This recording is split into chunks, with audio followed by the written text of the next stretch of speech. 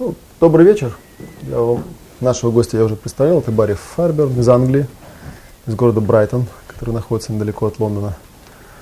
Барри занимается всякими духовными практиками года, наверное, с 50-го, насколько я помню по его рассказам. Дважды в своей жизни был саентологом. В 50 каком-то там году работал еще в досанхиловский период с Хаббардом. Потом в 70-е годы он возвращался, чтобы пройти там уровень АТИ. Но так, по большей части, вот в своих семинарах он, собственно, рассказывает о своем опыте. Опыт у него всякий разный. Очень много я рассказал о себе, что я очень много от Барри получил как бы в плане саморазвития. Для меня 7 лет назад я его встретил первый раз, и 7 лет назад для меня был такой переломный момент, который очень сильно меня изменил. Вот ради чего, собственно говоря, в прошлом году его привез вот на семинар по удаче. Ну и вот с тех пор он более-менее регулярно приезжает в Россию, в Украину. Вот мы с ним вот не так давно приехали. Ну, ехали вместе, но доехали по отдельности с Украины. Вот у нас на сегодня, ну, как я уже говорил, в принципе, особенного плана нет, поэтому мы, в принципе, рассчитывали на то, что вы, может быть, зададите какие-нибудь вопросы, а по ходу дела уже поймем, на чем ваше внимание, о чем вам рассказать. Yes. Олег, город Северодонецк, Украина. So his name is Oleg, he's from Severodonetsk, Ukraine. Yes. Меня интересует такой вопрос: какие критерии необходимы человеку для овладения удачей, успехом? So I'm interested in what criteria are needed for someone to be really lucky and successful in life. Very open question. The basic answer to that Ну, базовый ответ на это все is harmony. это гармония. Harmony will include gratitude for the things you enjoy in life. И гармония включает в себя благодарность за все те вещи, которые приносят вам в жизни удовольствие.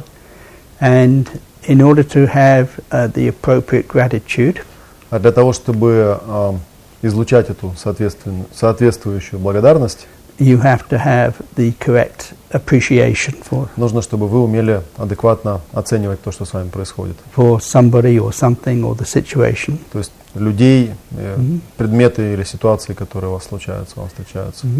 Okay. There are specific ways that you can be disharmonious.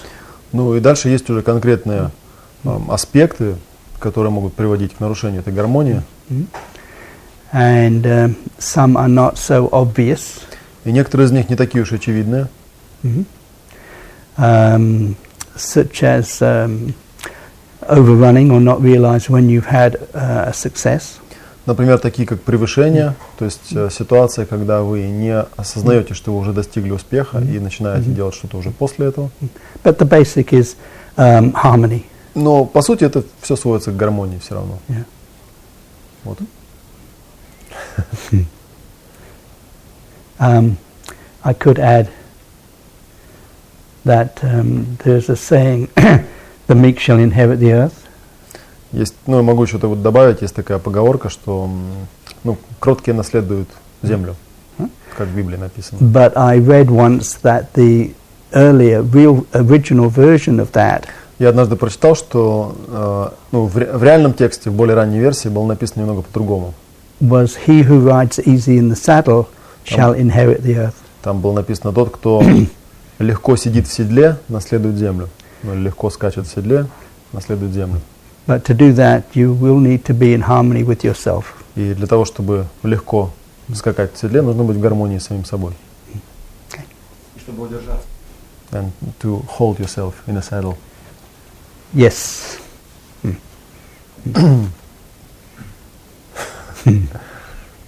Если вопросов нет, тогда наш вечер закончен. Я, к сожалению, я, так сказать, слушал вот только запись, там где-то примерно, по-моему, полтора часа выступления Барри. И вот, так сказать, очень интересно было, но вот из текста я понял, что он все-таки сказал, что вот если вы будете следовать вот тем правилам, которые я скажу, которые так и не прозвучали, то, значит, вот ну, с удачей все будет нормально. Видимо, это вот некая вводная часть этого семинара была. Вот я хотел спросить, чтобы сказать, хотя бы Барри обозначил значит, вот тот набор правил все-таки. Вот, гармонию услышали, может быть, что-то еще. So he says he wants listen to some snippet from your presentation or something. And you said something to the effect that if you will follow these simple rules, which I will tell you, you will be able to keep your luck and be lucky. But then you never, in the snippet, there was no information what kind of rules you actually meant. So maybe you can give like a short list, at least, of these rules that you meant in this presentation. Okay. One is that when you succeed at something, Одно правило, например, такое, что если вы достигаете в чем-то успеха, you will need to acknowledge that success. то вам нужно этот успех обязательно подтвердить. Unless you get a greater or lesser degree of elation, И если у вас вот, вместе с этим подтверждением не будет you will, какого-то восторга там, в соответствующей степени, you will not really have acknowledged that success. то это не будет настоящим подтверждением успеха. So that's one basic rule, because if you miss the win, Это одно из базовых правил. Если вы пропускаете какую-то большую победу, and you carry on trying to be successful, и после этого продолжаете пытаться добиться успеха, when you already have succeeded, то есть в ситуации, когда вы уже этого успеха добились, without realizing it, не осознавая, что он уже произошел, the more you try, чем больше вы будете стараться это сделать, the worse things will get. тем хуже все будет становиться. That's one rule. Ну, вот одно правило, например, такое. Another rule is if you get upset with somebody or something, Еще одно правило состоит в том, что если у вас есть какой-то разрыв или расстройство с кем-то или с чем-то, any opinion that you have то любое мнение, которое у вас будет at that time в этот момент, is basically a powerful postulate. по сути, будет срабатывать как очень мощный постулат. And it will be putting out a little attractive magnetic vibration, Который будет, соответственно, создавать некую такую магнетическую вибрацию to attract more similar events, и привлекать подобные же явления снова и снова. until such time as the upset reduces. И, соответственно, это будет происходить до того момента, пока вы от этого разрыва или от этого огорчения не избавитесь, пока оно не пропадет. The type of event or bad luck that it will be attracting И вот это вот невезение или плохие события, которые вы будете привлекать, is very specific. они будут совершенно конкретными. It's the exact aspect of life То есть это будет совершенно четко выделенный аспект жизни, that you are upset with, в отношении которого у вас есть этот разрыв, that you will be attracting, и вы будете привлекать именно вот этот аспект, not other bad luck. а не какое-то другое невезение, не конкретно. Okay. Another one is if you miss an earlier step, Еще одно правило состоит в том, что если вы пропустили более ранний шаг, your progress will be stalled. то у вас будет стопор, застой в продвижении, You will not be getting anywhere. и вы не сможете продвигаться дальше. Okay.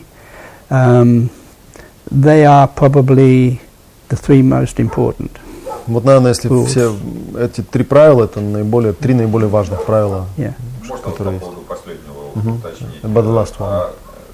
Каком именно пропуске какого именно шага идет речь? То есть вот это означает, что есть правильная последовательность, вот что-то пропускать, что это за So when you say about missed step, what exactly do you mean? Does that mean that for any desired event there is a right sequence of events? There is a right sequence for you as an individual, Ну, для тебя, как для индивидуума, есть правильная последовательность событий. or there is a right sequence for your subconscious, Или эта правильная последовательность может быть для твоего подсознания. which Правильно. hopefully you will not be going against. Ну, то есть можно надеяться, с надеждой, что ты не пошел против своего подсознания. The sequence is very personal to you. Эта последовательность, она у каждого человека уникальна. It may not appear logical to anyone else. И она может казаться всем остальным абсолютно нелогичной. It may not even be completely logical to you. Она может даже вам самому казаться абсолютно нелогичной. But if it's the sequence that your subconscious is saying that's what it wants, Но если ваше подсознание требует именно вот такой последовательности событий, then that's the one you'll need to take. то именно вот по этой последовательности шагов вам и нужно будет пройти. The reason it takes so long to get from point A to point B И причина, по которой попадание с точки А в точку Б занимает так много времени, is not so much the number of steps. состоит не столько вот в количестве шагов, которые отделяют, It's more that there is a time lag between you taking one step and the next. а скорее в задержке, да, которая происходит между вот выполнением первого шага и выполнением второго шага. Because you were trying to ignore the earlier step, Потому что если вы пытаетесь более ранний шаг проигнорировать, maybe trying to take the third step instead of the middle one, там, допустим, вы пытаетесь третий шаг сделать, не сделав второй, and you didn't get around to that earlier step until maybe much later than you need have done. и, соответственно, этот второй шаг, он когда-нибудь в вашей жизни случается, но гораздо позже, чем он бы случился, если бы вы это сделали осознанно. You may have come across this. Ну, то есть, например, вы могли натолкнуться на это что-то такое. Somebody might say to you, oh, I wish for or I visualize something special to happen to me, particular. Ну, например, какой-нибудь человек вам говорил, ты знаешь, я так очень сильно хотел там чего-то, визуализировал, чтобы со мной там что-то произошло. Didn't happen, so I forgot about it. Ну, оно у меня не происходило, ну, я подумал, да и фиг с ним, и забыл. And now suddenly it's happened. И теперь вдруг оно раз и случилось, само собой. And they wonder why. И он недоумевает, как это так произошло. The reason is there were earlier steps in there И причина стоит в том, что были какие-то более ранние шаги, that the person never did. которые человек не выполнил. And the minute they were completed, И в ту секунду, когда эти шаги завершились как-то в его жизни, that postulate could come in and work. постулат, соответственно, смог сработать. И он сработал, сразу все появилось. If you have a goal which is a little bit not too easy to get, Если у вас, например, есть какая-нибудь цель, которая, ну, такая, не относится к категории легких, довольно-таки трудная цель, it is a little bit like walking up a steep bank. То это немножко похоже, как если вот идти в гору, да, с таким высоким откосом. Now, if you remember when you tried as a kid to walk up a steep bank, Ну, и можете вспомнить, когда вы еще ребенком уже были, когда идешь по вот такому откосу, you had to learn not to take big steps. нужно научиться не делать слишком большие шаги. You took lots of little ones, Когда идете в гору нужно много-много маленьких шагов делать. and that was faster. И так получается гораздо быстрее. Yeah. Okay. Еще уточнить можно вот, по поводу вот этой правильной последовательности шагов, которая для каждого, как сказал, я понял, своя. Ну, подсознание ее знает. Есть ли какой-то способ все-таки сделать так, чтобы и сознание тоже знало правильно? So you said something about this right sequence and that the idea that your subconscious knows about this right sequence. So is there any way to make your conscious to know this right sequence rather than trying to figure out what your subconscious wants? Well, if you find that your progress is stalled, Ну, идея такая, что если вы обнаруживаете, что ваш прогресс стопорнулся, замедлился, you look for an earlier step. то тогда вы начинаете искать, какие более ранние шаги. If it is not so much that you just have stalled, Если же дело, например, ну, не то, что там стопор наступил, but you have got into something like heavy effort, а скорее, например, вы ощущаете, что какие-то тяжелые усилия пошли, the harder you try, the worse it gets, и вот чем сильнее вы стараетесь, тем хуже все становится. like swimming upstream, Ну, такое ощущение, что как вот плыву против течения, going against the grain of wood. или там против шерсти, да, я веду. That is not a stall. Это вот не то, что я называю застопоренным процессом. That is overrun. Это как раз превышение. There's a win there, and you missed it Есть somewhere. какая-то победа, какое-то достижение, которое вы пропустили и не подтвердили. Yeah. So there is a difference. Есть, соответственно, разница между этими двумя вещами. A stall Стопор, tends to stay around он обычно сохраняется, продолжает существовать, until you get the correct step put in. До тех пор, пока вы этот правильный шаг не обнаружите и не выполните. An overrun А превышение, tends to stay effective оно сохраняет свое действие until you spot the time that you had the win до and тех пор, get пока elated, вы не обнаружите момент, где вы пропустили победу, и не испытаете тот восторг, который вы должны были испытать. which is the way to undo it. И это и есть способ исправления такой ситуации. Okay. The other one, when you are upset and ARC break, И еще один способ, да, вот, который разрыв аэро называется, или огорчение, that one only has a lifespan until you are no longer upset. про который я говорил, что он действует только до тех пор, пока у вас сохраняется это огорчение. Как только оно пропадает, эффект тоже пропадает. Yeah. So, is there any way for your conscious to know that this subconscious right sequence that he was asking about?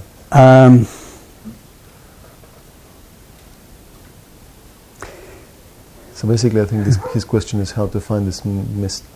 So you see that there is a stall, Yeah. and you realize that there is a missing step. Yes. So is there any way, any procedure or something to find out what is this missed step? It's just that progress stopped. Hmm? That's the basic. Mhm. Progress So stopped. His question was, is there any way to find which step is missing? Oh, how to trace it? Yeah. yeah.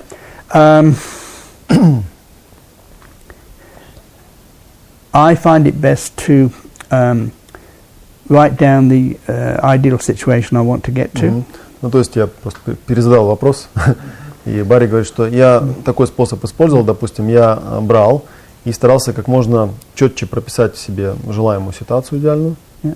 And then ask myself, what is the immediate earliest step to that? и потом спрашивал себя, какой шаг идет непосредственно перед этим, для того, чтобы это могло быть. And then the immediate earliest step to that, Потом брал этот шаг и спрашивал, какой непосредственно перед этим идет. and the immediate earliest step to that, Непосредственно перед этим, until I get back to now. до тех пор, пока я не дойду до настоящего времени. Mhm. I once wanted to do something, and one option I had was that somebody else would pay for this training I wanted, Однажды у меня была одна цель, и там пройти определенное обучение. У меня было несколько вариантов. Один вариант был такой, что там другой человек может за меня заплатить. but I had to sign a contract for 2 Но в years. этом случае нужно было подписать контракт на 2 года в организации. And there were other options I had. И были также другие варианты. So I had lots of options and did not know which one to choose. И ситуация была такая, что у меня было много вариантов, я не знал, какой из них выбрать. So when I wrote down the goal, И тогда я взял, написал цель, and I asked myself, what is the immediate step to that one that feels и right? спросил себя, какой непосредственно перед этим идущий шаг такой, что вот, я себя чувствую хорошо в отношении этого шага, чувствую, что гармония есть. And suddenly what felt right То есть и такое вот, чтобы появилось ощущение, что да, вот это правильно. was pay for it. И у меня сразу появился ответ, надо за этот курс заплатить. The moment I did that, Как только я это сделал, this option of signing 2-year contracts сразу же вот этот вариант подписать контракт, и в обмен на это получить обучение, went away. сразу у меня отвалился. And as I worked back on my list, И вот таким образом, пока я по своему списку работал, it came back eventually just to here and now, в конце концов дошел до момента здесь сейчас, and all my options disappeared except for one. и все остальные варианты исчезли, кроме одного. And it was something very simple. И действие, которое я обнаружил, было очень-очень простым. It was to go out and buy Это было действие выйти и купить a packet of drawing pins, пакетик булавочек для рисования, which had seemed so unimportant который мне до этого казался настолько неважным, that I had not got around to it for 6 weeks. что там недель 6 я вот как-то, я знал, что это нужно сделать, но как-то вот у меня все не складывалось, не доходило до этого дела. I was looking at all the important ways, what seemed important, other ways to get what I Потому wanted. что мне казалось, что тут есть куча таких очень важных проблем, важных вариантов, нужно их как-то расценить, оценить, взвесить, какие-то там булавки покупать. I was stalled. То есть у меня был стопор, соответственно, да, то есть 6 недель я сидел, никак не мог решить, как к какому пути пойти. Интересно.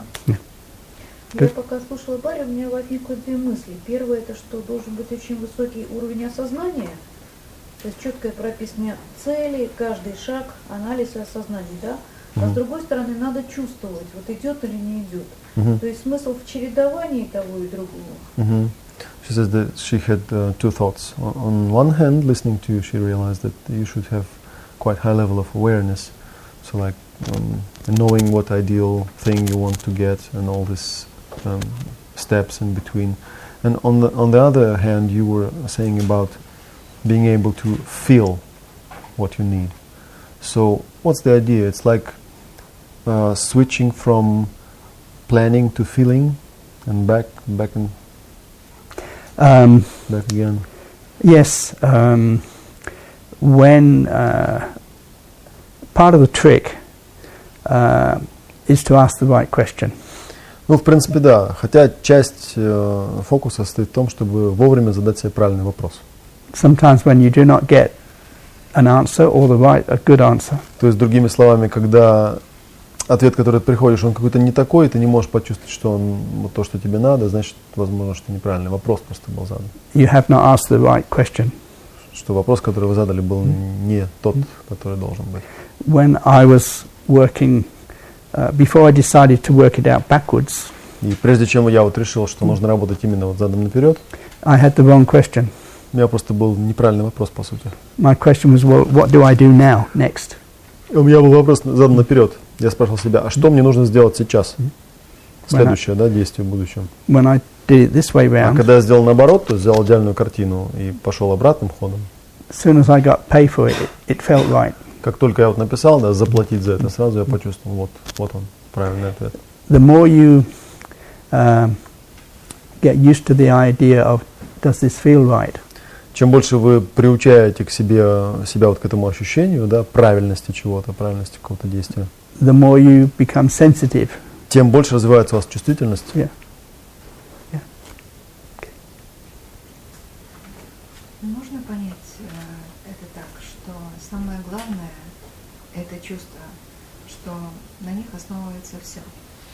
So can it be interpreted in such a way that feelings are the biggest part of our life and feelings are the basis of everything else?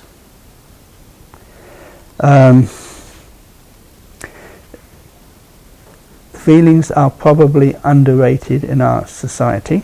Ну, в нашем обществе, видимо, чувства не оценены достаточно высоко. There are probably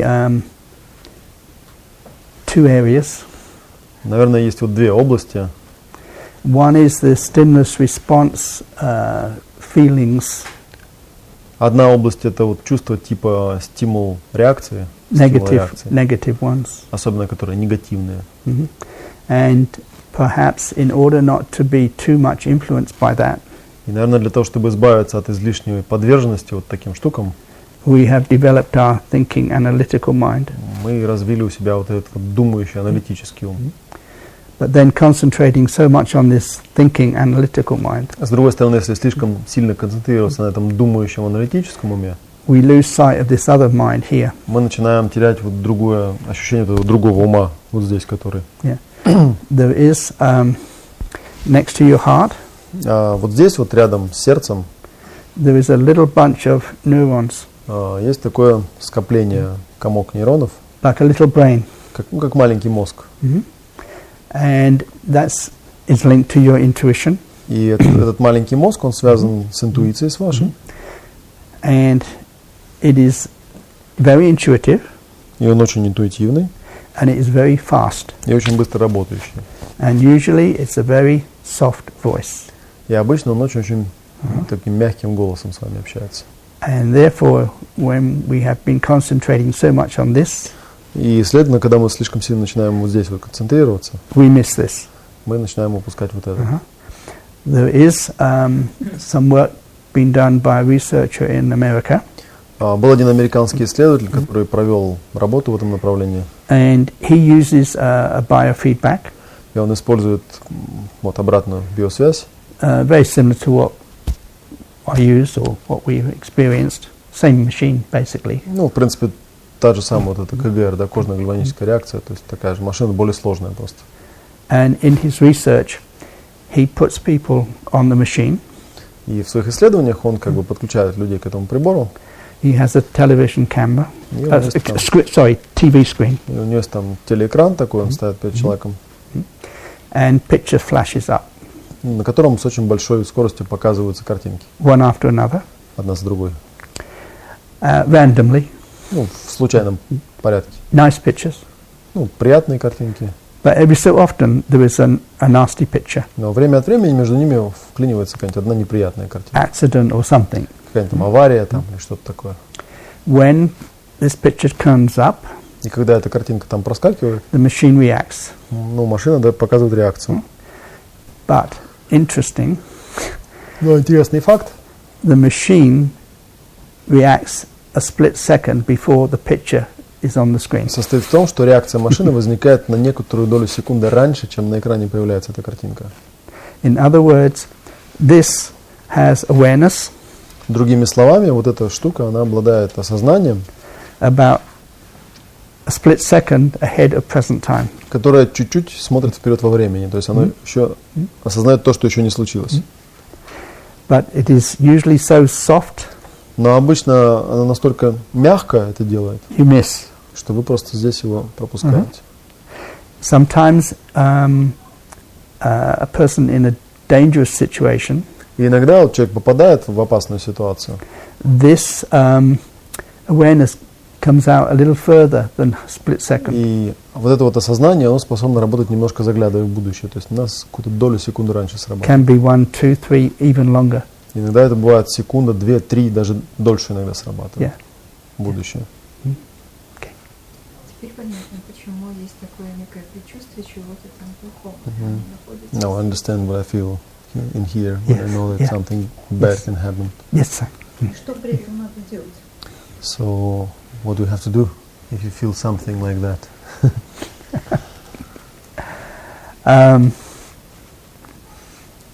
You take notice of it. Ну, во-первых, нужно научиться это замечать. Yeah. Да, вот, собственно, вопрос, как это отличить, вот это вот ощущение, что пришло какое-то интуитивное познание от каких-то реакций ума, то есть это может быть какая-то паранойя или действительно вот у меня So the какое-то question is how to differentiate between знание. these kind of reactions and simple paranoia or mental, mental tricks that you sometimes also have. Yeah, this one does not usually have a negative emotion. Обычно вот это, оно негативные эмоции не имеет. Не имеет. Не имеет. Usually it's very soft. То есть обычно это очень мягкое действие, мягкий эффект. Unless sometimes it depends what it is picking up in the future. Но, с другой стороны, реакция зависит от того, что конкретно эта вещь обнаруживает в будущем. So even if it is picking up something that is not a good thing to happen, Даже если она обнаруживает что-то такое не очень приятное, что может в будущем произойти, it is lighter. все равно как бы ощущение нет тяжести такой, да, что это что-то страшное, тяжелое. Что же вызывает тогда, вот, что это другое, которое вызывает у людей вот такое чувство тяжести и неприятного ощущения?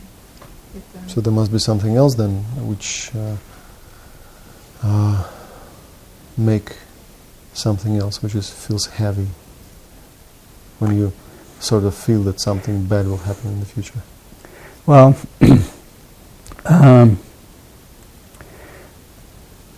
partly we in evolution Ну, частично просто вследствие эволюции needed to act very fast у нас была потребность научиться действовать очень быстро, without time to think, то есть чтобы не тратить время на думание.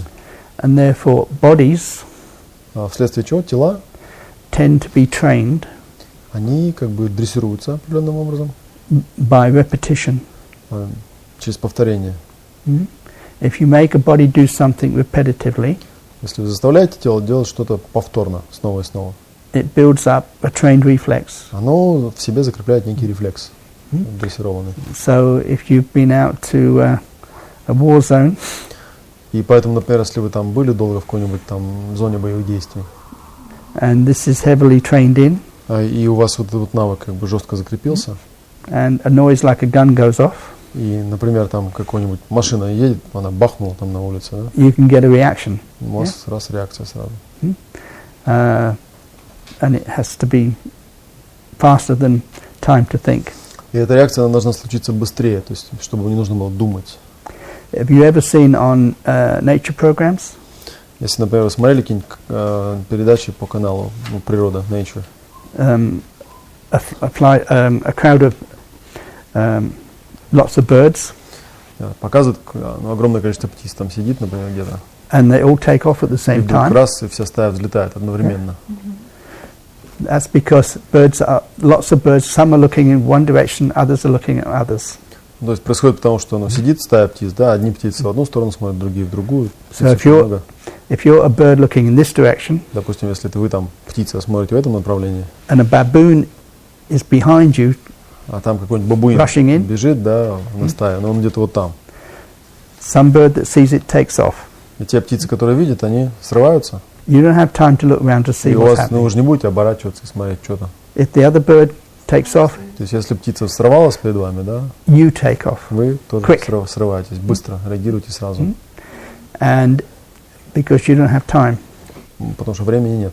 it's better to have a false alarm. То есть лучше пусть будет ложная тревога. So this is like almost like a group mind. То есть это такой своего рода групповой ум получается. And sometimes even humans have this. И иногда то же самое бывает и у людей. They can have a crowd of people suddenly there was a fire Допустим, толпа людей, и вдруг какой-нибудь там пожар возникает, and there's a panic. и начинается паника. It acts like a group И, mind. в панике толпа действует как групповой ум. But we don't usually have such good instincts as the birds. Но у нас, к сожалению, не такие хорошие инстинкты, как у птиц. So sometimes if there's real panic, Поэтому иногда эта паника, она действительно приводит. То есть это реальная паника. you run in the wrong direction straight И into the люди fire. начинают там бегут не в том направлении, наоборот, бегут прямо в этот Yeah. пожар, давят друг друга там, и так далее. Also, if you go around scowling, И если, например, вы ходите, да, и у вас вот такое выражение мрачное, постоянно на лице, you are training your body to be that way. то тоже вы тем самым дрессируете свое тело вот иметь такой настрой. And you will eventually И в конце концов, change your hormone levels это приведет к тому, что у вас сменится уровень гормонов to fit in with your mood. для того, чтобы соответствовать этому вашему вот настрою, который вы создаете. And even if then you have an insight И штука в том, что даже если у вас потом будет какое-нибудь озарение, например, that you do not need to be, что вам Unhappy. не нужно быть вот несчастным и ходить с таким видом, but you've been like this for years, но вы, допустим, годами уже в этом состоянии жили, были, your hormone levels take time to come up. гормоны, они не так быстро реагируют. Будет еще определенный период, прежде чем гормоны поднимутся. So you may need to train your body deliberately. И поэтому, возможно, вам придется свое тело преднамеренно передрессировывать. So you go around and you deliberately make yourself smile. Когда, например, вы ходите и нарочно заставляете себя улыбаться. If you make yourself deliberately smile, И когда вы заставляете себя улыбаться, преднамеренно, there is a reflex action with smiling тоже есть определенное рефлекторное действие, связанное с улыбкой, например, and hormones, и гормонами, immune system, и иммунной системой. and your hormones will come up again. И тогда гормоны возвращаются опять в нормальное состояние. Понятно. Надо улыбаться. А если речь идет о какой-то негативной соматике, которая из-за каких-то проблем вылезла, что с этим делать? So if we are talking about some negative somatic which was produced by some negative events in life, what can we do about this negative somatic? Well, the ideal thing is to have a session and have insight. Yes? Идеальный вариант это сходить в сессию, Мгм. проработать и получить озарение If you какой-нибудь can. инсайт, если Мгм. есть такая возможность. But it would still be useful to try and lift your mood a bit if you can. Но даже в этом случае все равно полезно постараться как-то свое настроение поднять намеренно. The other thing that can happen out of habit, Еще одна штука, которая может происходить просто вследствие привычки. you have sessions, Допустим, там у вас проходят какие-то сессии, you have an insight. у вас есть какие-то озарения возникают, So now you are not likely to behave the same. и возникает некая вероятность, что вы смените свой образ поведения. Then you go back home to, say, your parents you have not seen for some time, А потом вы возвращаетесь, допустим, домой там, к каким-то родителям, которых вы давно не or встречали, friends или к друзьям, who haven't seen you, которые вас не видели в изменившемся состоянии. and you fall back into the old behavior. И вы раз и опять попадаете в старый образ поведения. Some of that is because И иногда, частично эта реакция происходит из-за того, you know that they expect you to be that way. что вы ожидаете, что они будут от вас ожидать такого поведения. So you tend to, if you're not careful, fall into it. И если вы особого внимания этому не придаете, то есть большая вероятность, что вы попадете опять в старое русло. Friends have security if they feel that you are predictable. Потому что у друзей, у них тоже есть ощущение безопасности, то есть вы для них человек предсказуемый, если you вы are- ведете себя предсказуемым образом, If you are too unpredictable, they do not have security. то им хорошо. А если вы слишком непредсказуемый, они тоже чувствуют себя как-то не так, что вчера был такой, сегодня какой-то другой. And therefore, they have an expectation И, соответственно, у них есть определенные ожидания, that you do not change too fast. что вы не будете слишком быстро меняться. And you know that they have expectations of you. А вы знаете, что у них есть эти ожидания в отношении вас. Маленькими шажками. So small steps. Yes, yeah. Или обработать фрилансер, да? So, handle. Я предпочел бы, чтобы терминологию я не рекомендую использовать. А как сказать другим? Есть миллион способов сказать другим, просто большинство людей в аудитории не понимают, что ты имеешь в виду. Это просто роль, да. Зачем использовать терминологию, которая понятна 2-3 людям из аудитории? Ну переведи как положено. А что ты сказал-то? Ну, принять другую роль, я так поняла. Да? Легче сказать, чем сделать. So this idea was to handle your roles or valences. Yes, that's right. Да, совершенно верно, да. Yeah. Вот по поводу, так сказать, работы этого, интуиции, органа, который предчувствует. About this organ, which has to do with Есть ли intuition. какие-либо упражнения, которые бы позволяли его тренировать и научиться опознавать именно его голос и отличать его от голоса аналитического? Are there any exercises that lets you to differentiate this intuition from other voices that you have in your head? От других голосов отличать?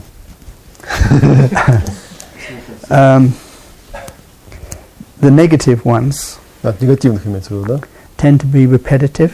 Негативные, они обычно повторные, да, они повторяются снова и снова. Yeah. Я немножко другое имел в виду. He meant something я else. так сказать, иду, развилка, да, мне либо надо идти направо, либо налево. It's like, for example, I'm going along the road and then Yeah. I have this crossroads and I start to think, do I have to go to the left or to the right? И мне что-то будет говорить мой, так сказать, ум, например, иди направо, потому And let's say my mind tells me, well, go right because that and that. и будет говорить вот этот голос предчувствия, возможно, там в какую-то сторону лучше не идти, или наоборот, сюда хорошо есть. And there will be this other voice. Можно ли научиться отличать голос разума от голоса все-таки этой. Which would say to go another direction. So is there any way to differentiate between the voice of your mind, so to say, and this other voice, which is intuition? Well, experience. Во-первых, это опыт просто. And if you did go the way according to this voice Если, допустим, пошел по интуиции a few times, несколько раз, you will find out whether it was your intuition тогда выяснишь, была ли это интуиция. or not. And you will Если вернуться, я как раз и спрашивал, а есть ли упражнения, чтобы не So the question was, are there any exercises to develop this sense of intuition, which could be done? yes.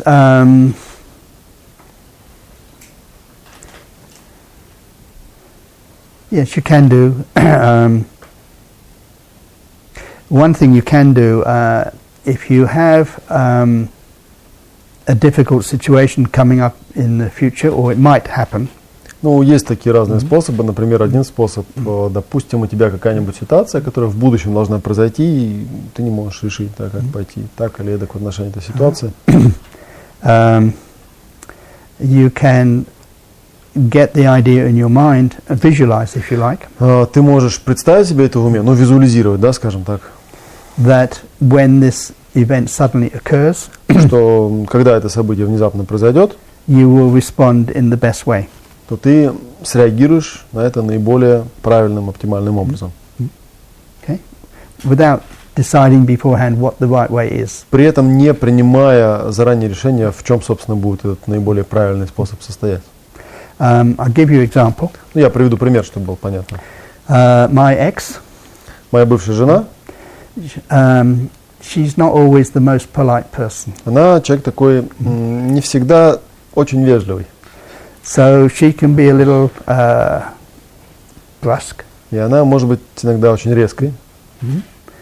And when she's like that, Ну и когда она вот в этом состоянии, I know that there's no point me trying to say anything. я знаю обычно, что, ну, то есть ей там в пику что-то говорить, ну, бессмысленно, нет смысла.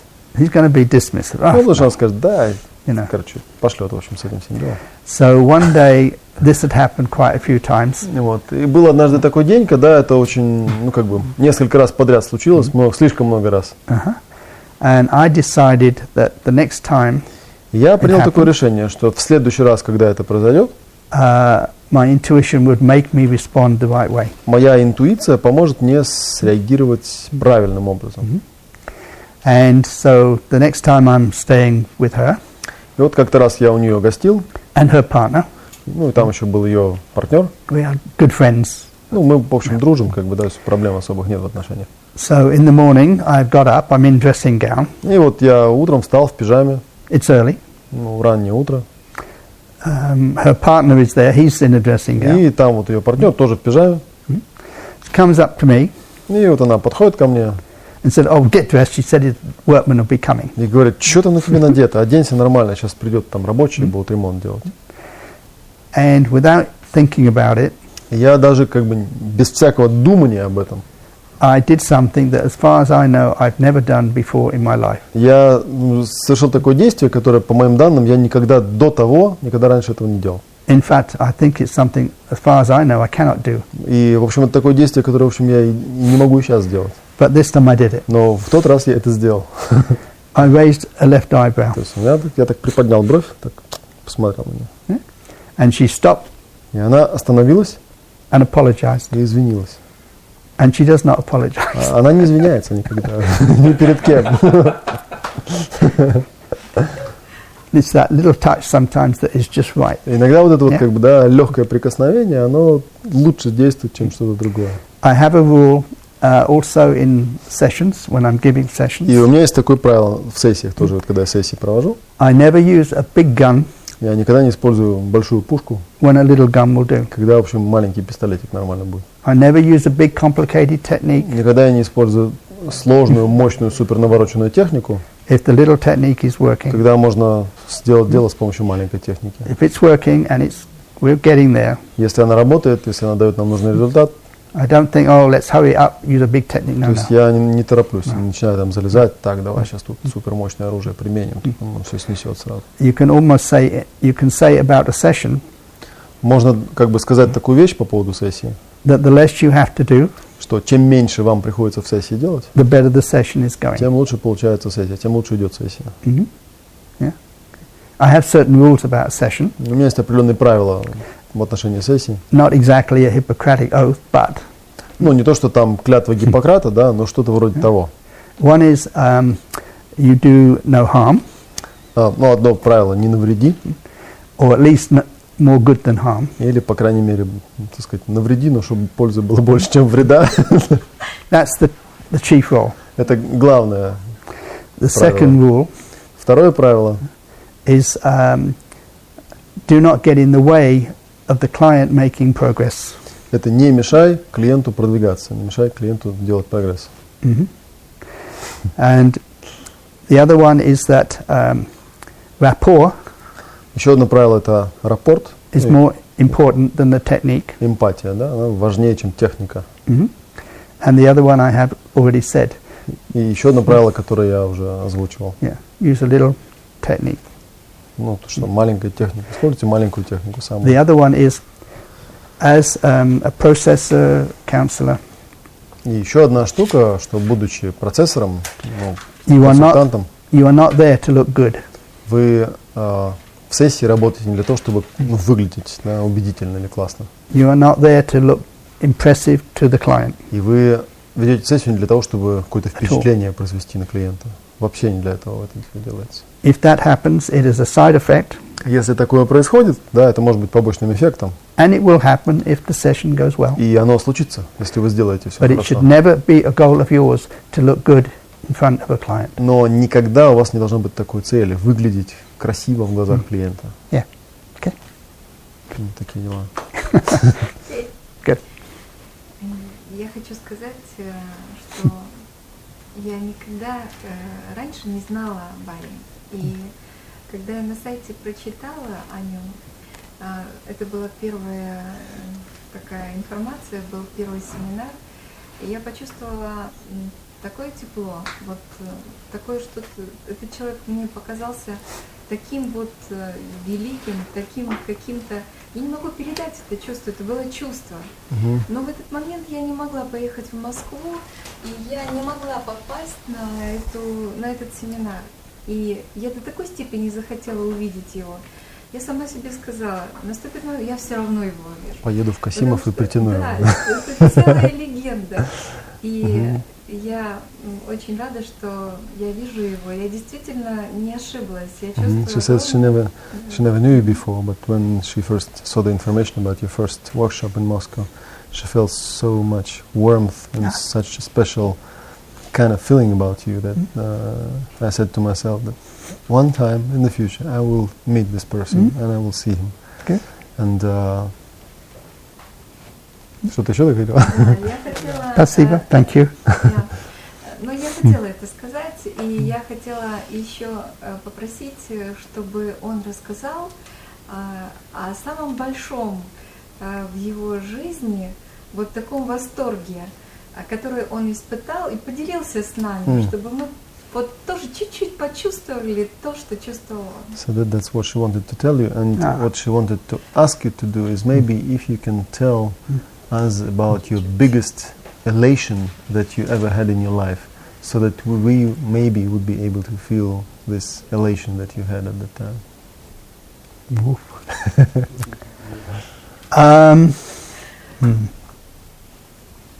Okay. I have to give a little background first. Я сначала немножко объясню про ситуацию саму, что там было. I had an interest from about the age of 13 Где-то с возраста 13 лет у меня был интерес один. in reincarnation. Я интересовался реинкарнацией. It felt right. Как-то вот я чувствовал, что вот есть такая штука. When I was 19, Когда мне было 19, I was doing prana yoga, я занимался прана-йогой, and I had a samadhi-like experience. и у меня было переживание типа самадхи. I was aware of being aware, Я осознавал свое осознание, but there was nothing else to be aware of. хотя ничего другого, чтобы это осознавать, не было. So I had then a subjective experience И у меня была такая тема переживания. of being an immortal spirit, not my body. У меня было субъективное переживание, что я духовное существо, что я не тело. Okay.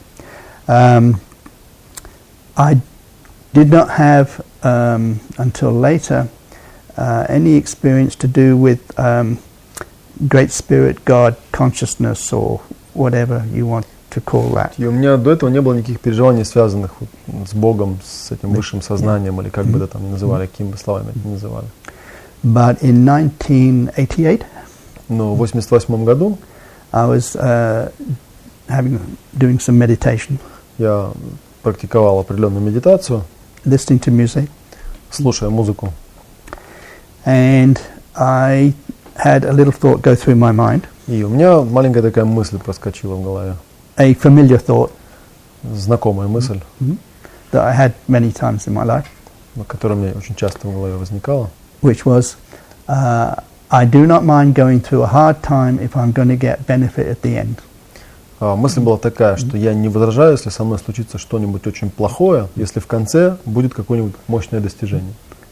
So I had that thought at the beginning of the meditation early on. И вот у меня в начале этой медитации вдруг такая мысль проскочила. I had never questioned that idea. Я никогда как бы не думал, а что это за мысль, о чем она конкретно. And I suddenly thought to myself, Я вдруг подумал про себя.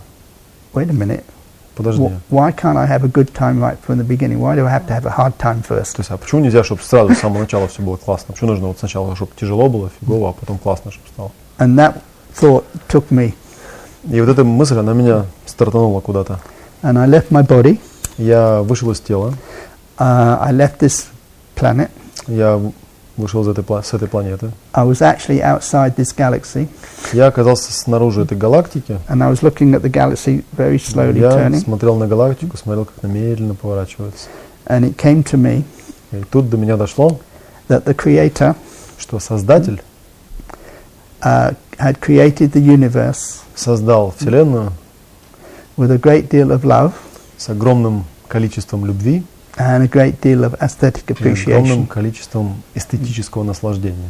And I went ecstatic. И тогда я впал вообще в экстаз. And before that, И до того, I had, on the emotional scale, вот, на эмоциональной шкале, gone above enthusiasm я уже там начал открывать какие-то уровни, находившиеся выше энтузиазма, into exhilaration, вплоть до воодушевления. and I had noticed the difference. Я замечал разницу. But this took me further. Но в этот раз я понял, что это еще какой-то более высокий. I was like ecstatic, И это вот было что-то такое, экстатическое переживание абсолютно. and I stayed ecstatic for, I don't know, И я оставался в этом экстазе, ну, в общем, не знаю, maybe сколько времени. hour and a half, 2 hours. Может быть, 2 часа, не знаю. Ну, в общем, было это состояние. I had a smile that was this У wide. меня улыбка была вот такая после этого. These muscles И мышцы вот эти вот здесь, were aching, то есть они меня просто соднили. and I didn't care. А мне было все равно. And I lay on my back, Я лежал на спине and I didn't move. и не двигался. Nothing moved. И ничего не двигалось вообще. I think that was probably my highest. И вот это, наверное, было самое-самое высокое такое переживание в моей жизни. Это очень здорово. Thank you. Thank you. Спасибо. Thank you. Я тогда еще один вопрос задам, опять вот по поводу, например, можно ли вот для того, чтобы выбирать какие-то удачные варианты, использовать иметр, насколько это... So another question is, can you somehow evaluate lucky options or unlucky options using emitter? Is there any way to use emitter to evaluate such things?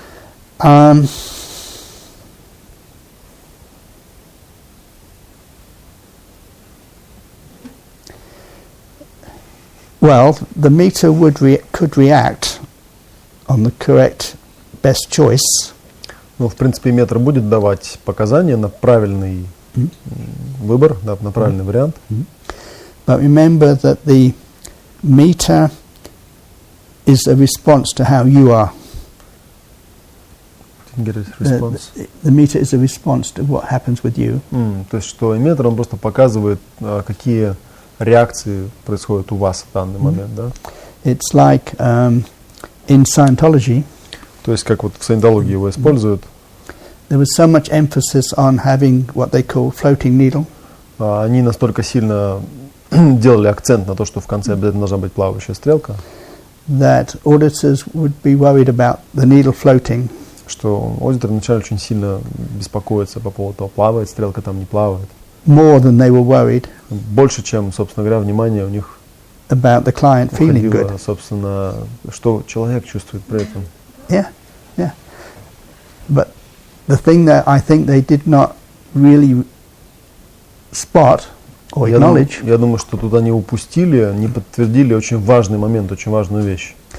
A needle only floats которое связано с тем, что стрелка плавает только в том случае, on a feeling of satisfaction.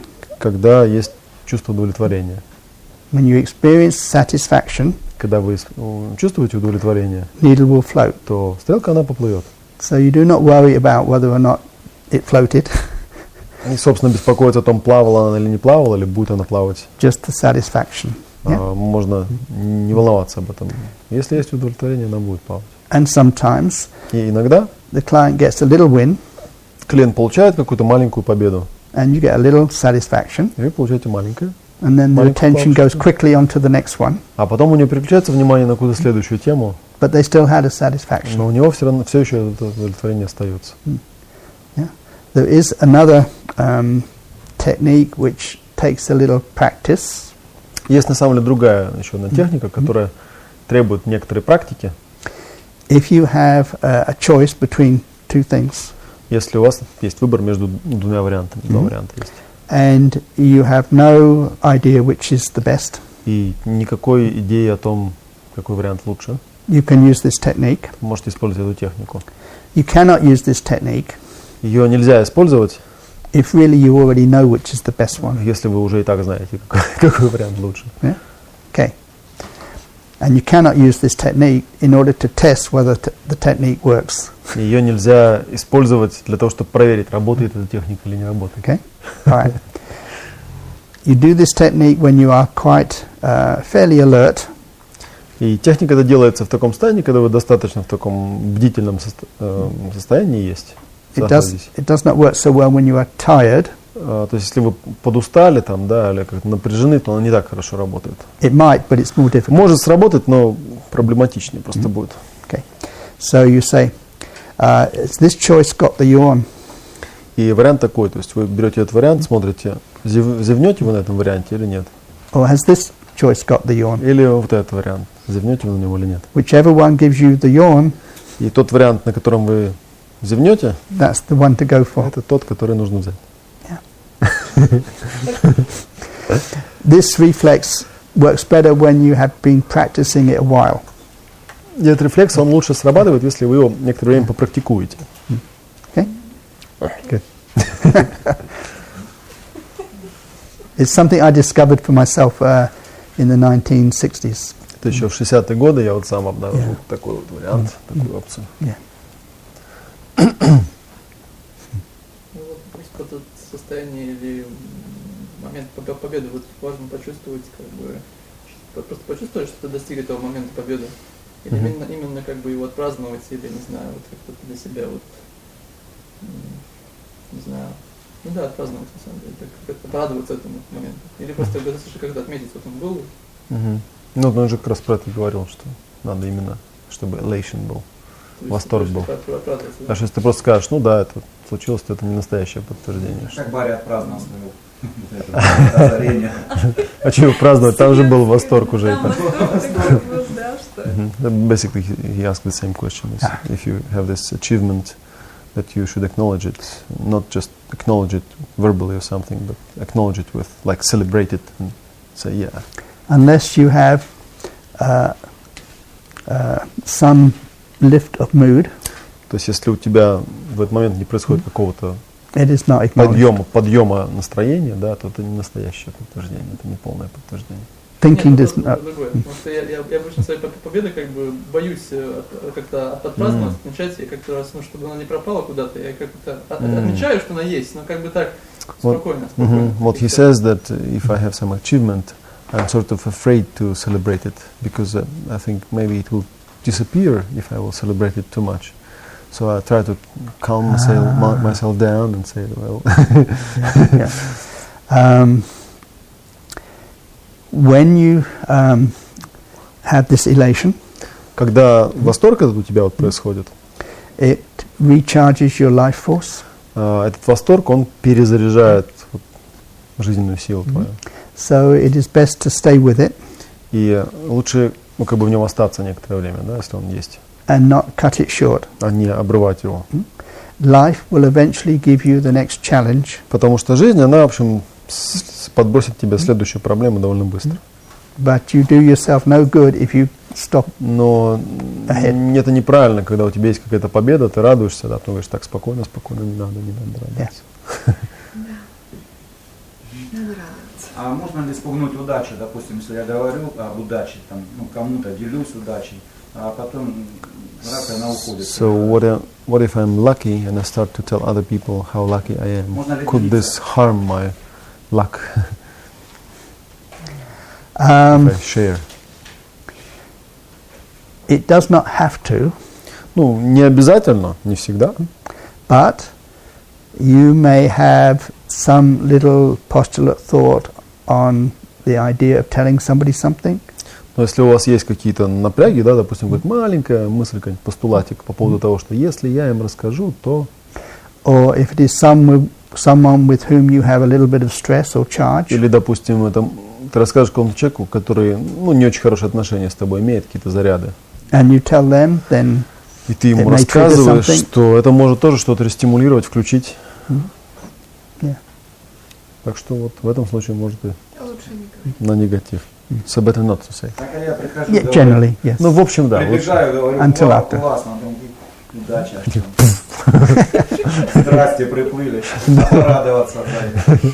Это потом порадуешься, когда все произойдет.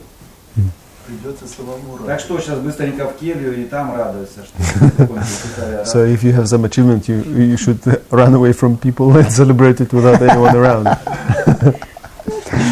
Oh, you can feel it inside. Но ты же это все Without равно telling. внутри чувствуешь, да, это не обязательно этим всем рассказывать вокруг. А может быть, это была потребность как-то раскрываться, потому что все это внутри держать, вот даже и радоваться. Ну да, отрицательная сторона. Тоже как копить себе. So the idea to accumulate and not to be open to other people is not very healthy, probably. That's what he says. Can I have that again? So the idea that not to tell other people, not to be open with other people, even if it's some happy feeling or something, is also the idea of accumulating too much charge inside anyway. So this is probably not very healthy. If you know that it is okay to tell someone, yes, you can do that. Ну, опять же, то есть, если вы чувствуете, что вот вы этому человеку можете спокойно поделиться, будет классно, ну, делитесь, естественно. But unless you know for certain, Вопрос только в том, вы уверены в том, что будет классно, если вы поделитесь с ним? А вот такой вопрос по поводу, опять же, говорить другим людям. Вот я знаю, что вот какие-то мои цели могут не совпадать с другими. Если я расскажу, что я вот хочу чего-то достичь, у меня вот такое вот намерение есть. Может ли чужое намерение как-то повлиять, помешать? So, what if I tell other people about my intentions, and these other people have counter intentions which go across mine? Can their intentions somehow counteract with mine? not unless you have a hook. Нет, но если только у тебя нет крючка. You must have something on you Должно быть у тебя что-то такое внутри, у тебя, which allows their postulates to stick. которое позволяет сделать, ну, то есть позволяет их постулатам на тебе сработать. Nobody can hurt you without you Никто не может нанести тебе вред, если только ты сам agreeing to this or having не something. соглашаешься с этим или не держишь внутри себя что-то такое, что позволяет этому случиться. То есть вообще любая опасность какого-то влияния других людей, других намерений, это, ну, она во мне, по сути. So any danger of other people influence is actually contained within me. Yes. Oh, yes. Да, совершенно точно. Обратный вопрос. А может ли намерение других людей, наоборот, помочь твоим целям? So the opposite question, can intention of other people help me or make me better if they want me to become better? Yes, in the same way that Ну, да, точно таким же манером. in a friend speaking to you Например, там друг с тобой разговаривает, and you're a little uncertain и, ну, а ты, допустим, там что-то не уверен в чем-то. and you say, oh, I don't know, I think you can do it. Вот, а ты ему говоришь, да нет, что я думаю, ты можешь это сделать. It is support. Это поддержка. So even their silent telepathic thought is support. Даже ты можешь это делать про себя, там, да, телепатически, просто подумал, да, не, он справится, что такого. providing you're open to it. При условии, что ты тот, кто это принимает, будет открыт, ты сам будешь открыт.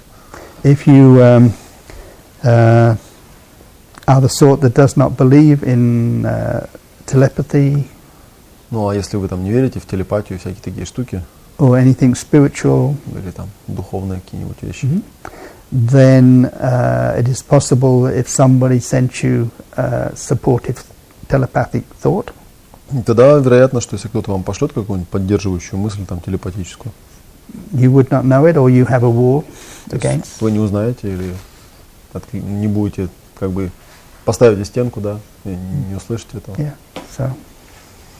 Ну, тогда вот так вот.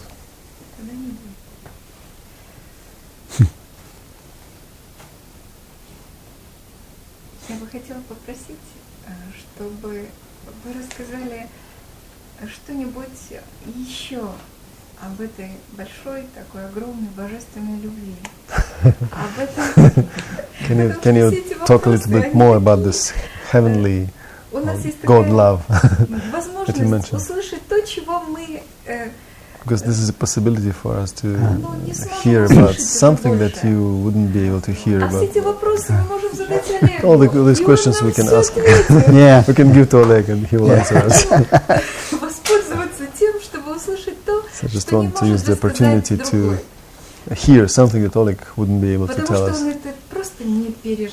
Just because he didn't have that kind of experience, maybe. Well, I'm not so sure he couldn't give the answer, but anyway, I will give the answer. Ну, он говорит, я не знаю, может, он тоже может такое вам что-нибудь рассказать, но сейчас постараюсь что-нибудь такое выдать. I was trying to look at or contemplate how did all existence start in the first place.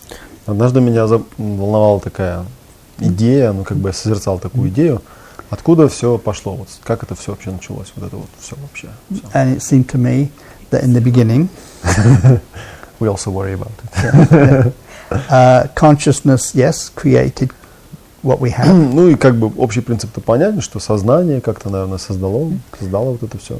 But nobody was twisting God or spirit or consciousness. С другой стороны, так думаешь, ну никто же там Богу там руки не выкручивал, да, давай вот так сделай, давай, да. Ну, вот он как-то сам это все сделал.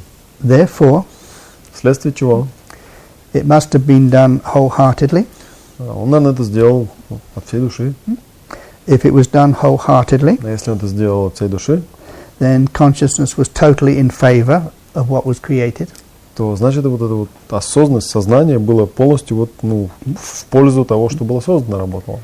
And therefore, from that viewpoint, и с этой точки зрения, all that was created is perfect. Все, что было создано, является идеальным, совершенным. Our problem is, наша проблема в чем? It is hard for us to see the whole of creation. Что нам очень трудно увидеть все это сотворенное целиком. And therefore it is a little bit like listening to a symphony orchestra. И поэтому наше переживание, оно часто похоже, вот как если слушать симфонический оркестр. And all we hear is one drum. Но слышать только барабан, допустим, да, а все остальные инструменты не слышать. And a man on a triangle. Или там человек с треугольником, да, дзинь, бринь. I mean, terrible noise. Вот, и вы слушаете и думаете, что за фигня, шум какой-то вообще непонятный. Or next door there is a party. Или там, допустим, вечеринка у вас там в соседней квартире. All we hear is thump, thump, и мы слышим, да, бум-бум-бум-бум-бум-бум, да. We can't hear the rest. Мы же все остальное это не слышим. So to us it seems imperfect. И нам это кажется несовершенным. And discordant. И, может быть, даже вообще шумом, таким неприятным, какофонией. But at a deeper level it is not. Хотя на более глубоком уровне это не так. I have a little mantra thought. Yeah? И у меня была такая вот мысль. I'm not saying I can keep to this viewpoint all the time, but when I can, I will. Я не могу сказать, что вот этой точки зрения я могу все время придерживаться, но я стараюсь по возможности ей придерживаться. Everything is perfect. Точка зрения такая, что все совершенно, including, включая, my opinion, мое мнение, that it isn't. О том, что это не так.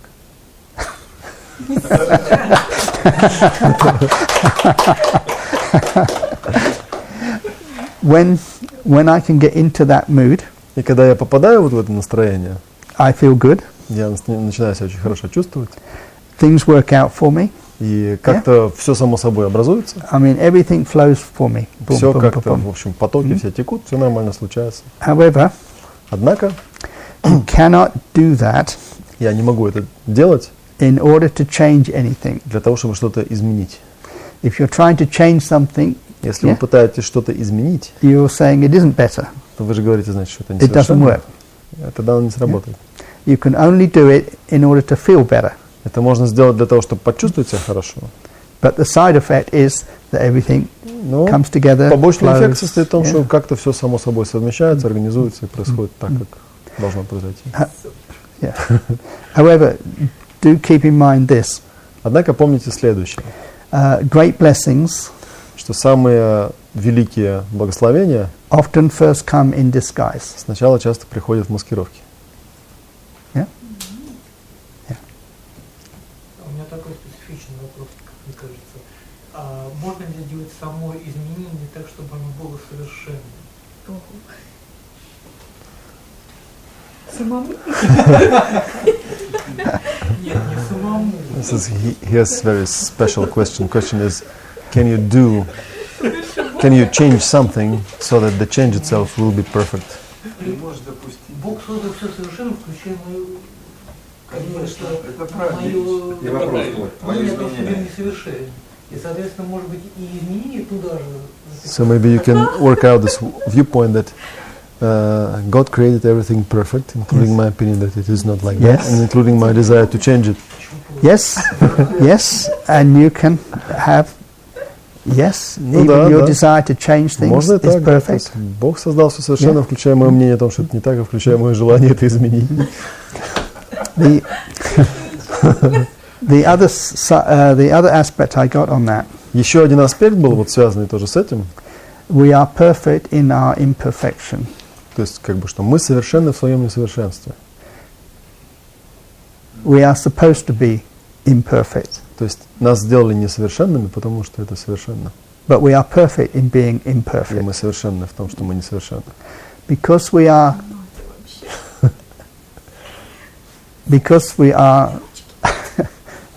С камеры пишет.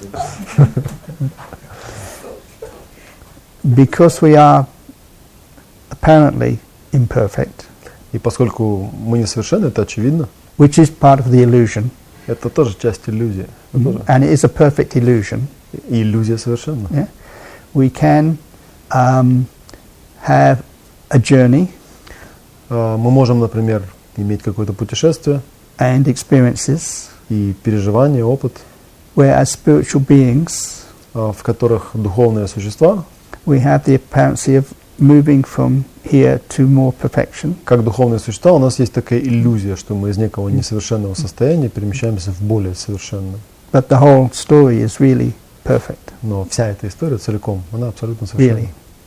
Really. Как все просто. И So- как so simple. всё понятно. So understandable. When I looked at this idea that everything was perfect, Когда я вот рассматривал эту идею, что все совершенно, I thought, well, what is the purpose of anything that is created? я подумал вот о чем. Я подумал, а в чем цель того, что создано? And it seemed to me that the purpose for anything that is created И мне показалось, что все это создано для того, чтобы is for it to be appreciated. его оценили, That's its purpose. чтобы им восхитились. Да, и в этом цель. Same as an artist does painting. Так же, как художник. It's to be appreciated. Он создает картину для того, чтобы другие люди могли восхититься этой картиной. When something is fully appreciated, И когда чем-то восхитились полностью, it will go away. оно пропадает, оно исчезает. It goes away Оно пропадает in order to make way для того, чтобы освободить место for the next situation, в следующей ситуации. something apparently even better. Ну, очевидно, эта следующая ситуация будет чем-то еще более классным, еще более хорошим. For instance,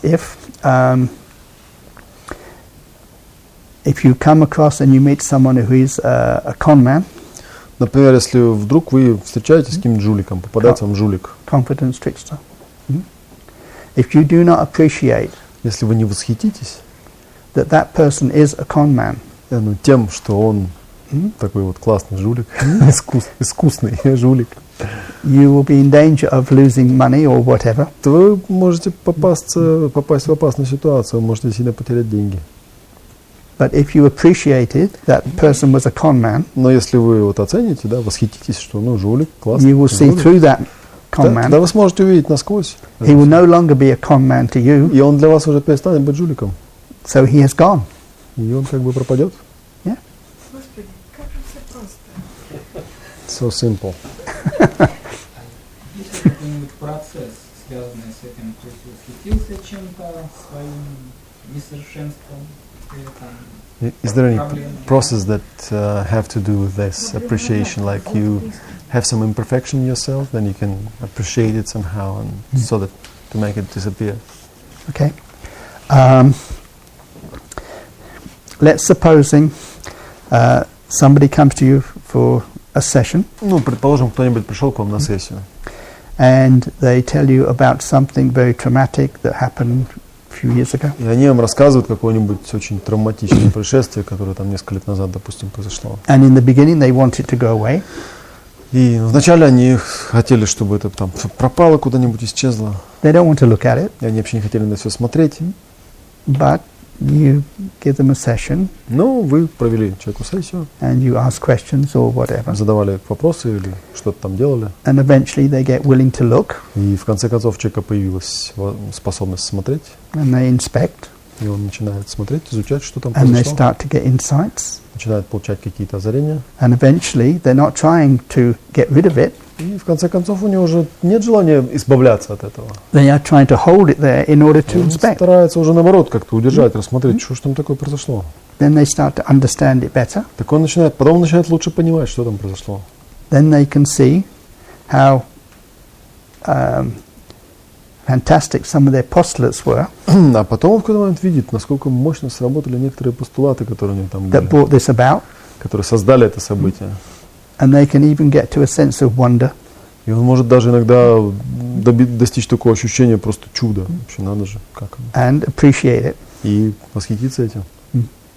And if you look sometimes at somebody's life story, И иногда бывает, что вот смотришь на историю жизни какого-то человека, maybe something happened to them terrible when they were years ago, допустим, что-то там в прошлом где-то у них там жуткое, ужасное случилось, but that terrible event changed their life, но это жуткое событие, оно изменило жизнь and they человека. found a purpose, И он цель свою в жизни нашел. and now they are running a big organization or a charity or something, И теперь он там какую-нибудь там гигантскую организацию создал, благотворительную или что-то такое. Вот теперь такой вот у него бизнес. if they fully understand what that was all about, Если бы человек этот полностью осознал, как это вообще все произошло, they will say, well, it was hard, то он сказал бы, да, это было трудно, but I wouldn't change anything because that's why I'm я бы here свою жизнь ни now. на что другое не променял, потому что я вижу результат сегодня, That's my теперь, purpose. здесь, сейчас. Yeah. Что такая была у меня цель. So on the surface it looks like this bad event То есть на поверхности может выглядеть как какое-то жуткое событие, вот оно произошло тут, gave them a purpose.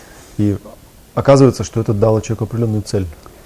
At a deeper level, На более глубоком уровне they had the purpose, у него эта цель была раньше, unknown. просто он не знал о ней. They attracted the bad И event он привлек это событие неприятное in order to get hold of the purpose для того, чтобы восстановить свой контакт с этой целью and give them the experience. и получить определенный опыт, в чем эта цель состоит. So now they appreciate. И тогда он может восхититься этим, оценить. Не все есть таким, как кажется. Мгм. Not all things are what they look like, Yes. Yes. what they appear to be. Мгм. They cannot, I'll just say one thing, Мгм. they cannot be what they look like on the surface Ну, вещи не могут быть тем, чем они кажутся на поверхности. because this is Maya Ну, into потому что это illusion. майя, это иллюзия. And illusion is not what it looks like. А иллюзия это всегда не то, чем она кажется. Ага. Хочу сказать вот по поводу совершенства и несовершенного. Возможно, какая-то вещь кажется несовершенной потому, что мы видим только часть совершенной картины. Мгм. Ну, он только что, ну, ты, собственно, это и сказал, да. Но у меня вопрос более приземленный. Some things could be seen as imperfect just because we don't see the whole picture. Yes. Ну, у меня вопрос, вот, возвращаясь к прошлому, когда вы говорили о том, что вот, ну, когда испытываешь восторг, при этом происходит подзарядка какой-то, ну, батареи, там, аккумулятора. So the question is, you were speaking about feeling that feeling of this elation recharges your life battery or something. Так вот, я хотел спросить, а полезно ли испытывать восторг без всякой причины? So I wanted to ask, is it useful to feel elation without any specific reason? Смех без причины?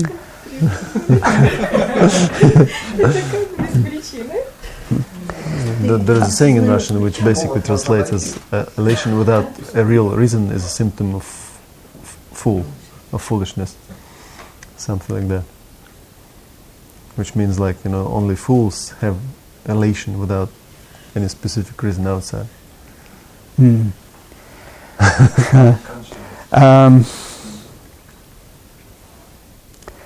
When the fool has elation, ну, на самом деле, когда дурак имеет этот восторг, да, без причины.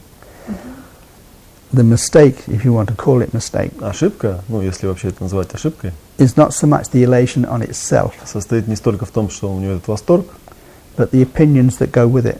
А во мнениях, которые прицепляются к этому восторгу. And therefore the failure to predict correctly. И вследствие чего происходит неспособность правильно предсказывать события. Elation on its own, восторг сам по себе, without any false opinions and без каких-либо ложных мнений и вот таких вещей, которые к нему прицепляются, will boost your immune system. Он действительно стимулирует иммунную систему. Yeah. I used to years ago do visualizations. И я вот делал визуализации, часто занимался, практиковал визуализации. And part of that was that I would have a big smile like this. И, ну, частью вот этой практики обычно было, что я так вот улыбался. And one day I was walking home from a friend up a hill. Однажды я иду от друга домой, значит, в горку иду. And I thought, well, when I imagine my ideal situation and I get this big grin, smile. Я думаю, ну, вот каждый раз, когда я свою идеальную ситуацию воображаю, у меня сразу такая вот улыбка возникает. Why am I not capable of having a big smile and elation without having a reason? А что я не могу вот просто взять и вот так улыбаться, иметь вот такое же состояние без какой-либо причины? I should be able to have control of my opinions. Ну, я же могу управлять своими мнениями, что взял, включил, что все классно. So I thought I would try. Ну, я решил попробовать. I continued walking up the hill. Вот я иду, значит, в горку. And tried to get the idea of being elated. И стараюсь вот как-то представить себе, что у меня этот восторг. And by the time I got to the top of the hill, и к моменту, когда я до вершины дошел, I was elated without any specific reason. У меня был восторг без какой-либо видимой причины. But then what came to me was I was elated because I was elated. А потом я понял, что у меня восторг, потому что я испытываю восторг.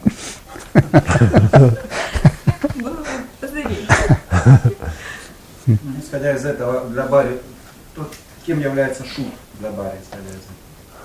Шут. So the role of a joker, someone who makes jokes and fun of everything. Yes. What do you think about this role? If the role is appropriate for the situation, опять же, если эта роль адекватна ситуации, in harmony with the situation, находится в гармонии с ситуацией, другими словами, that is fine, perfect. Да, все совершенно. Да, все хорошо. Я почему задал вопрос? Как правило, шут говорит не то, что думают другие. The joker usually is someone who says things which doesn't correspond to the opinions of other people around.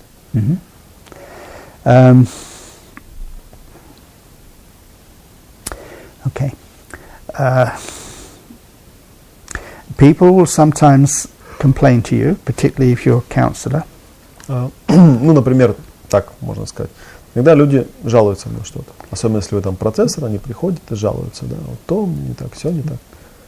about their handicaps, что у меня недостатки там какие-то, that they're not good at this, they're not good at that. то не получается, сё не получается. The biggest problem a person has Самая большая проблема, которая у человека есть, is not their handicaps. это не его недостатки. The biggest problem they have is their gifts. Самая большая проблема это его способности, его дары. You could almost say, he who the gods wish to destroy, they bestow a big gift. Есть такая поговорка, да? Тех, кого Бог хочет наказать, Он награждает талантом. A big gift or a big talent Небольшой талант или большой дар is very dangerous to это have, очень опасная штука, когда вы ей обладаете. unless you know how to handle it. Если вы не знаете, как с ним обращаться. And that's where the biggest trouble that people have in life. И именно от этого в основном у людей самые большие проблемы в жизни происходят. It overbalances a person, Потому что это дисбалансирует человека. and they get one-sided viewpoint. У него появляется однобокая точка зрения. And how that happens is И происходит часто вот как. they end up with too much pride У человека скапливается слишком много гордыни. in the gift, Он гордится своим даром. which causes them to undervalue the opposite И это приводит к тому, что он начинает недооценивать противников. and causes them to use it too much or too many times when it's not appropriate. И вызывает его желание использовать свой дар слишком часто или слишком неуместных обстоятельствах. And the judgment goes out. И у него теряется здравый смысл со временем. And you sometimes see this with a celebrity or someone who's been very, very successful. И иногда это можно наблюдать у знаменитостей или у каких-то людей, которые добились гигантских успехов. And if it gets too much pride, Если у него слишком много гордости накапливается, гордыни, they crash. он после этого терпит Yeah. крах. Yeah. Yeah. Это так. Окей. Ну, я планировал до 9, давайте еще Yeah? пару вопросов. Couple of questions more. We Okay. can wrap up for today.